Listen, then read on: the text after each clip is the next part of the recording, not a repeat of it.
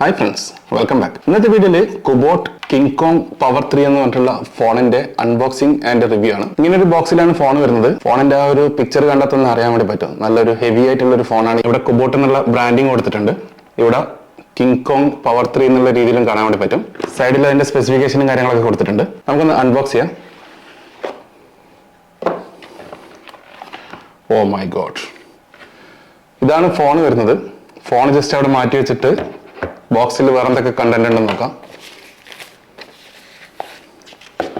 ഒരു thank you not കാണാൻ വേണ്ടി പറ്റുന്നുണ്ട്.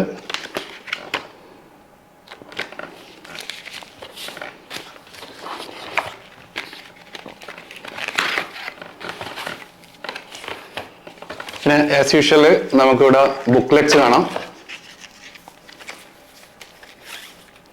പിന്നെ ഒരു സ്ക്രീൻ ഗാർഡും കൂടെ ഈ ഒരു ബോക്സിന്റെ കൂടെ അവൈലബിൾ ആണ്.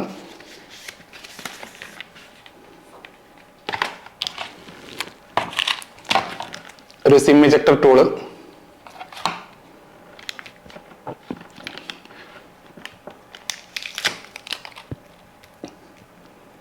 Type C to type C USB cable, പിന്നെ 33 വാട്ടിന്റെ ഒരു പവർ അഡാപ്റ്ററും കൂടെ ഈ ഒരു ബോക്സിൽ അവൈലബിൾ ആണ്. നമുക്ക് ബോക്സ് അവിടെ മാറ്റി വെക്കാം.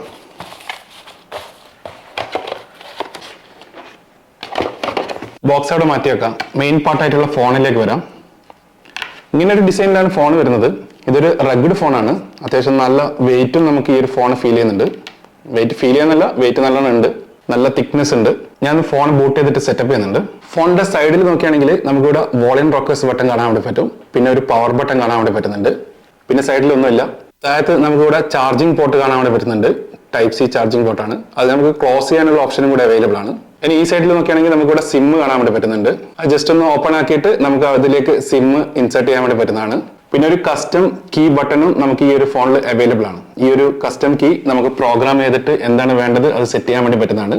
ഞാൻ ഇപ്പോൾ സെറ്റ് ചെയ്തിരിക്കുന്നത് ഫ്ലാഷ് ലൈറ്റ് ആണ്. ഞാൻ ഇപ്പോൾ ആ ഒരു ബട്ടണിൽ പ്രസ് ചെയ്യുന്ന സമയത്ത് ഫ്ലാഷ് ലൈറ്റ് ഓൺ ആകുന്ന കാണാൻ വേണ്ടി പറ്റും. ഇതുപോലെ നമുക്ക് വേണമെങ്കിൽ ക്യാമറ സെറ്റ് ചെയ്യാം. അതിനുള്ള ഓപ്ഷൻ നമുക്ക് ഫോണിൽ അവൈലബിൾ ആണ്. ഫോൺ ബൂട്ടായിട്ട് വന്നിട്ടുണ്ട്. 6.72 ഇഞ്ചിന്റെ ഫുൾ HD+ ഡിസ്പ്ലേ ആണ് ഈ ഒരു ഫോണിൽ ഉള്ളത്. 120 ഹെർട്സിന്റെ സപ്പോർട്ടും ഈ ഒരു ഫോണിൽ അവൈലബിൾ ആണ്. ബാക്ക് സൈഡിലായിട്ട് നമുക്ക് വലിയൊരു സ്പീക്കർ കാണാൻ വേണ്ടി പറ്റുന്നുണ്ട്. പിന്നെ ക്യാമറ, ഫ്ലാഷ് ലൈറ്റും ആണ് അവൈലബിൾ ആയിട്ടുള്ളത്.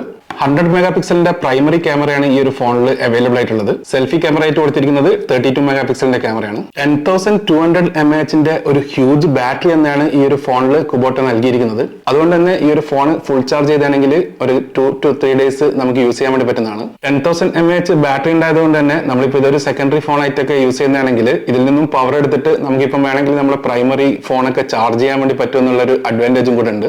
123 dB സപ്പോർട്ടുള്ള 3 വാട്ടിന്റെ ഒരു ഹ്യൂജ് സ്പീക്കർ തന്നെ നമുക്ക് ഇവിടെ കാണാൻ വേണ്ടി പറ്റുന്നുണ്ട്. അതുകൊണ്ട് തന്നെ നമ്മളിപ്പോൾ സൗണ്ട് ഏതെങ്കിലും സോങ്സോ കാര്യങ്ങളൊക്കെ വെച്ചാണെങ്കിൽ നല്ല സൗണ്ട് തന്നെ നമുക്ക് ഇതിൽ നിന്നും ലഭിക്കുന്നുണ്ട്. ഡ്യുവൽ സിം കാർഡ് സപ്പോർട്ടാണ് ഈ ഒരു ഫോണിലുള്ളത്. 256 GB ആണ് ഇതിന്റെ സ്റ്റോറേജ് സൈസ് വരുന്നത്.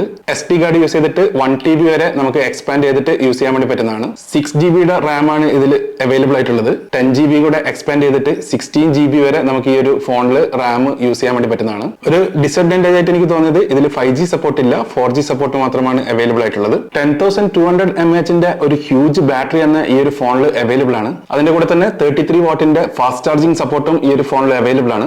ബോക്സിൽ തന്നെ ഇതിന്റെ ചാർജർ കൊടുത്തിട്ടുണ്ട്.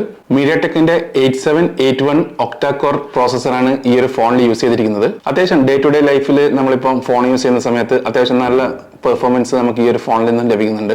IP68, IP69K military standard 810H rugged സർട്ടിഫിക്കേഷനും ഈ ഒരു ഫോണിൽ അവൈലബിൾ ആണ്. ഇതൊരു റഗ്ഡ് ഫോണാണ്. അതായത് നമുക്കിപ്പോൾ താഴത്ത് വീണാലോ അല്ലെങ്കിൽ ഇപ്പം വെള്ളത്തിലൊന്നും പെട്ടെന്ന് വീണാലൊന്നും ഒരു ഇഷ്യൂസോ കാര്യങ്ങളോ ഉണ്ടാകത്തില്ല. ഇതിപ്പോ എല്ലാവർക്കും ഉള്ള ഒരു ഫോണല്ല. അതായത് നമുക്കിപ്പം കൂടുതൽ ബാറ്ററി സപ്പോർട്ട് വേണം, ഇടയ്ക്ക് താഴത്തൊന്നും വീണ പ്രശ്നമില്ലാത്ത ഒരു ഹാർഡർ ആയിട്ടുള്ള എൻവയോൺമെന്റിൽ യൂസ് ചെയ്യാൻ വേണ്ടി പറ്റുന്ന ഫോൺ തന്നെയാണ് കുബോട്ടിന്റെ King Kong power 3. Fingerprint support, GPS support, NFC സപ്പോർട്ടൊക്കെ ഈ ഒരു ഫോണിൽ അവൈലബിൾ ആണ്. ഈ ഒരു ഫോണിൽ സോഫ്റ്റ്വെയർ ആയിട്ട് യൂസ് ചെയ്തിരിക്കുന്നത് Android 14 ആണ്. അപ്പൊ നിങ്ങളൊരു റഗ്ഡ് ഫോൺ വാങ്ങിക്കാനുള്ള പ്ലാൻ ഉണ്ടെങ്കിൽ, അതായത് ലോങ് ലാസ്റ്റിംഗ് ആയിട്ട് കുറച്ച് നല്ല സ്പീക്കർ സപ്പോർട്ടോട് കൂടിയിട്ടുള്ള അത്യാവശ്യം നല്ലൊരു ബാറ്ററി ബാക്കപ്പോട് കൂടിയിട്ടുള്ള ഫോൺ വാങ്ങാനുള്ള ഒരു പ്ലാൻ ഉണ്ടെങ്കിൽ നിങ്ങൾക്ക് എന്തെന്നാലും കൺസിഡർ ചെയ്യാൻ വേണ്ടി പറ്റുന്ന ഫോൺ തന്നെയാണ് കുബോട്ടിന്റെ കിങ് കോങ് പവർ 3. ഇതിന്റെ പ്രൈസിംഗ് അവൈലബിലിറ്റി ഒക്കെ ഡിസ്ക്രിപ്ഷനിൽ കൊടുക്കുന്നുണ്ട്. അപ്പോൾ ഈ ഒരു വീഡിയോ യൂസ്ഫുൾ ആയെന്ന് കരുതുന്നു. ഇതുപോലുള്ള കൂടുതൽ അൺബോക്സിംഗ് ആൻഡ് റിവ്യൂ വീഡിയോസിന് വേണ്ടിയിട്ട് ഈ ചാനൽ ജസ്റ്റ് ഒന്ന് സബ്സ്ക്രൈബ് ചെയ്തോളൂ.